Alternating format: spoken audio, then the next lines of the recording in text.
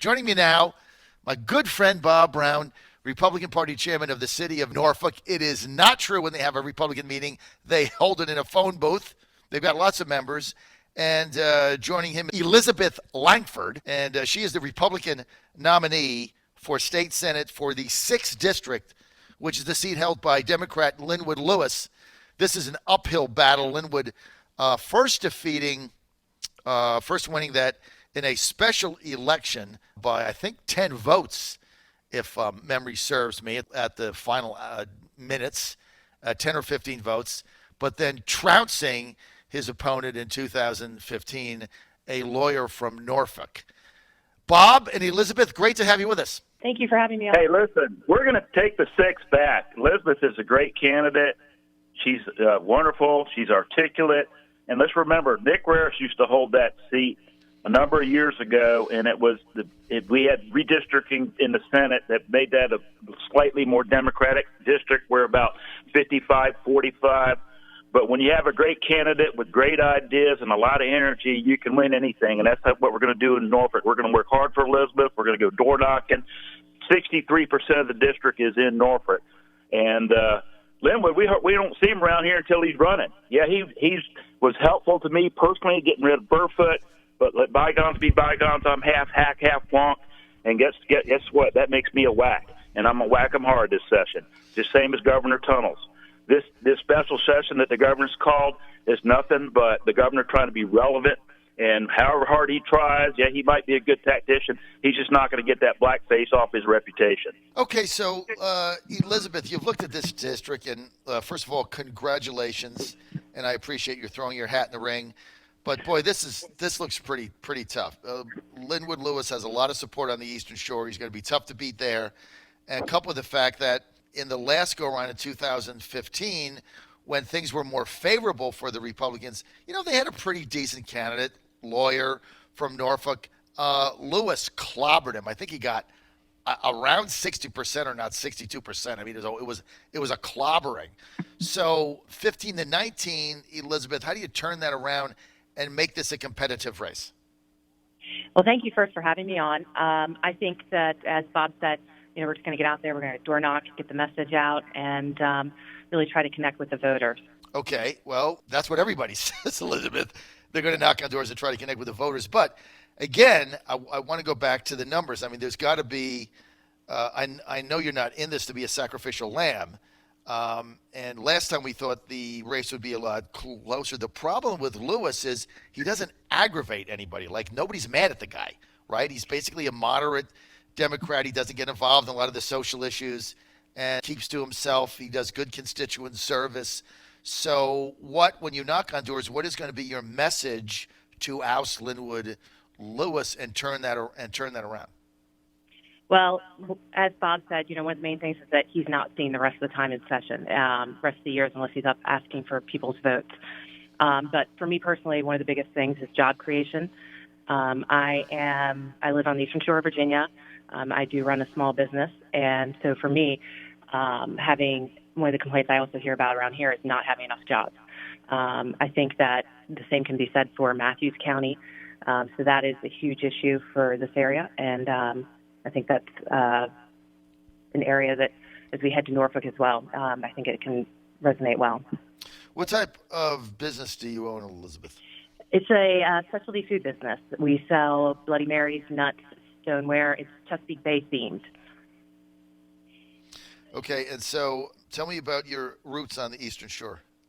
Well, I was born and raised right over the line on the Eastern Shore of Maryland, just about 5 miles as the crow would fly from Virginia.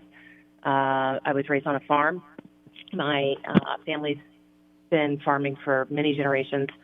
My dad's family is from the Eastern Shore of Virginia, and my mother also graduated from Parsley High School here in Accomack County. I went to James Madison University.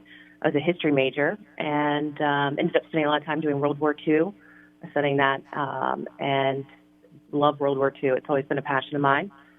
After graduating from JMU, I went to Northern Virginia, and I worked for a trade association for 10 years, and I was a lobbyist.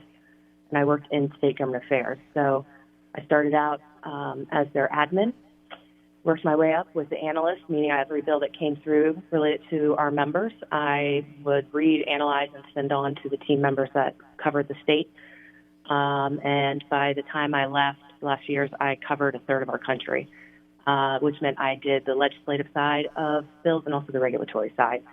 We represented healthcare in the healthcare industry. We were wholesale distributors of pharmaceuticals. So I do have 10 years of healthcare lobbying experience, and also it was healthcare, but as well as business licensure. So that is something that I am well versed in and understand the need for having somebody that's got a strong background in that, especially with business community.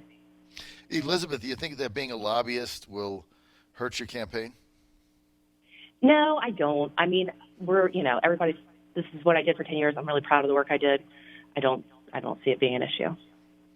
So, Elizabeth, tell me some of the key issues that you're going to be running on, juxtaposing that against your Democratic incumbent opponent, Linwood Lewis. Like, give me your top 3 or 4 issues. Well, my top issues would be, again, business community and working with them, trying to find better solutions. I am a problem solver by nature. This is something that, as I go through, especially the last 2.5 years of owning this business, it's really been a focus of coming in here and trying to figure out ways to be more efficient, more successful, and growing our business so that, you can employ more people. I'm, understanding that we have about 11 employees right now. We have, it's something that is very near and dear to my heart. And, in the sides of the area also, I do have background in healthcare, so. Okay, but you haven't given me any specific issues. Like, what are things that Lewis has done or votes that he's taken that you would oppose or change? Well, do differently. Give me some specifics. One thing that I keep hearing about and complaints and concerns about is the right to work. I know that that's a as a business owner, again, it's something that is very special and near to my heart, but we aren't union. And so for us, it's having that ability as right to work is very important.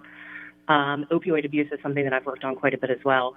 I know I saw about just passing the Samaritan bill this past session, and that is something that is, I think, useful and helpful, but always finding ways to improve proper disposal of opioids and going down that route is also special and important.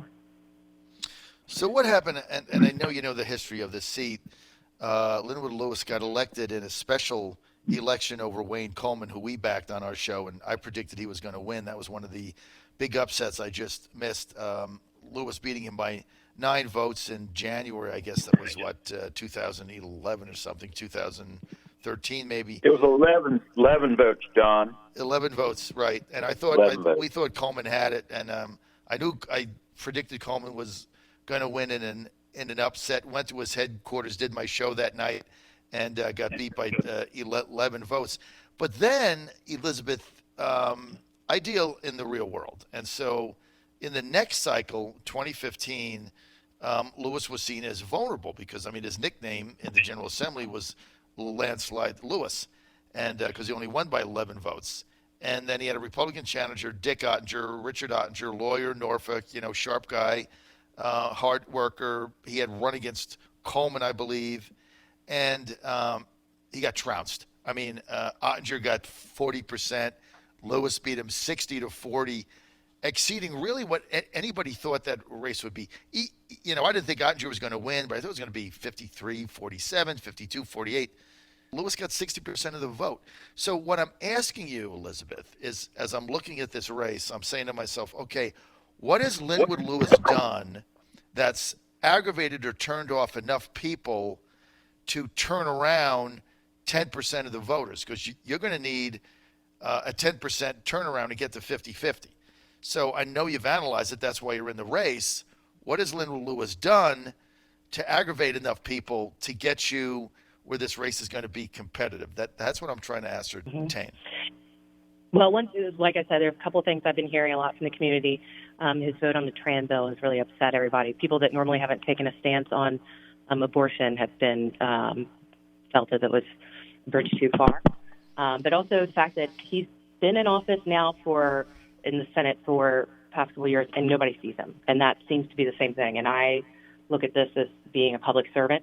I will, if selected, I don't look at it as whether or not you voted me. If you have an issue, bring it forward and we'll find a way to solve it. I look at this as being, as part of the community and doing and giving back. All right, so let me get this straight. Did Lewis vote for the Kathy Tran third trimester bill? He was supportive of it when it was in early on, yes. So he's been supportive of that. So that's one issue that people feel maybe in the district has gone too far. And then what was the second thing that nobody sees him. Nobody sees him. Not available. Right. Nobody sees him out there. Especially as Bob mentioned, in Norfolk, he only comes around when he's asking for votes. Hey, John, let's not forget that Ottinger was beaten in the big blue wave 2 years ago. I don't think you're going to see that this year, particularly with Governor Tunnels and his open endorsement. You heard what he did, John. Bob, he openly endorsed infanticide. And that's going to energize the black community, independents, and soft Democrats that should come out and support Elizabeth in issues like this. All right, well, Ottinger didn't get beat in 17 in the wave. He got beat in 2015. And in that cycle, the Republicans actually gained seats in the House. So there was no wave. So that's the only thing that I'm looking at, Elizabeth. The 6th District is always an interesting campaign because of the makeup there. Yeah, and, I agree. You look at the Eastern Shore, and that's gone, except for the southern part of it, Northampton. I mean, it's gone very conservative. I mean, I think we carried it, the Trump campaign at 16. I was a chairman at the time. We were getting 70 and 80% in some of the precincts there. So it was a massive victory for us. I think we got 196 out of 200 votes on Tangier Island or something. So that's very conservative. But then you get to the ocean area, the Norfolk Ocean area. That's very liberal. I've got about one more minute with you. I get the Eastern Shore portion. As you go to Norfolk and you go to the Oceanside area, how do you turn people there? Because that's become a really liberal area. Well, I think that the biggest thing is just that he has no accomplishments. And so to go over there and kind of put a fresh face on it as we're working through the issues and just say, listen, I'll be there. I'll be over here. I'm excited about being able to represent this huge area. And the part that makes this district so exciting is that you do have this rural area and you have this, pristine, landscape. And then you go across the bay and you've got Norfolk and you've got parts of Virginia Beach, Ocean View, and actually also Matthews County as well. And so if you have this huge, juxtaposition between a major city, which has a huge military background and infrastructure, as well as, everything else under the sun that goes with Norfolk. So you've kind of got this really unique opportunity to have two completely separate areas and be able to represent both of them. And I find that exciting. All right. Well, we're going to be following the race. Go ahead, Bob. John, you're going to find people are energized by Trump, the Trump agenda, and that's going to play well with Republicans. Norfolk, as you know, Norfolk is predominantly a Democrat city, but with Governor Tunnels, as you so aptly call him, I think we can make vast inroads into the Democrat and particularly the black community that are actually conservative in their beliefs. And I think that's going to make the difference. That 10% we need to pick up, that's what we're going to pick it up, and we're going to work aggressively to help Elizabeth in Norfolk. Well, look, I think you're going to carry Matthews County and you're going to carry the Eastern Shore, even though that's where Linwood lives.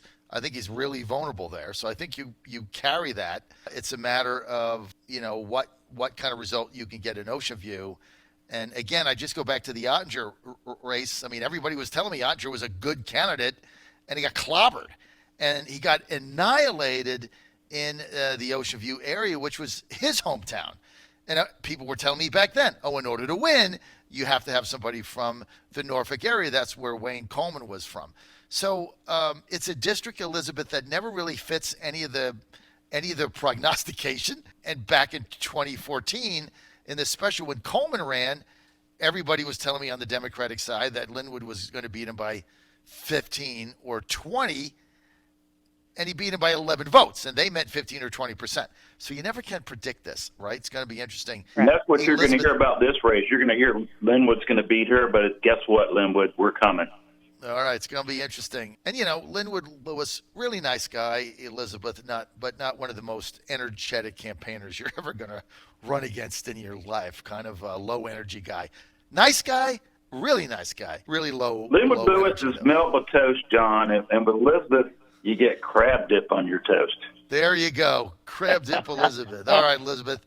People want more info. Where do they go? We will be having our website up next week as well as all of our social media, so stay tuned. All right, we'll have you Tomorrow, back, John. tomorrow we're going to have her for breakfast if you want to get to know her in person. The Republican breakfast is tomorrow at 9:30 at the Golden Corral on Military Highway and Norview Avenue. Please come out and join us for breakfast and meet Elizabeth in person, and we're going to go do some door knocking afterwards. All right, there you go. Golden Corral, Military Highway. Thanks, Bob. Thanks, Elizabeth. Thanks for being with us.